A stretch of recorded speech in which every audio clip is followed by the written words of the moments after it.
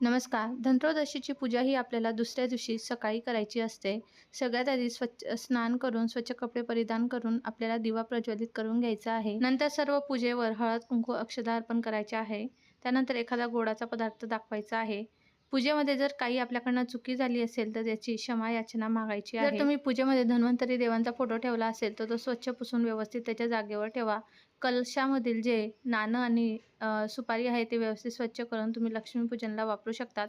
विड्याची पाने, फुले हे निर्माल्यात टाकायची आहे. कलशामधील पाणी थोडंसं घरात शिंपडून, तुळशी सोडून इतर झाडांना टाकायचं आहे. जी खाली तांदूळाची रास आहे ती पक्ष्यांना खाऊ घालायला देऊ शकता. कलशातील नारळ हे तुम्ही लक्ष्मीपूजनला परत वापरू शकता. तसेच जे खायचे पदार्थ आहे ते सगळ्यांनी खायचे पैसे तिजोरीत ठेवा. नंतर जे सुपारी स्वरूप गणपती, माता लक्ष्मी, कुबेर घेतलेले आहे ते लक्ष्मीपूजनला तुम्ही परत वापरू शकतात. आणि जर मूर्ती घेतलेल्या असतील तर त्यांना स्नान घालून देवघरात ठेवावे. तसेच जे धान्य आहे आणि जे औषधी पदार्थ घेतलेले आहे परत ते त्यांच्या जागेवर ठेवा.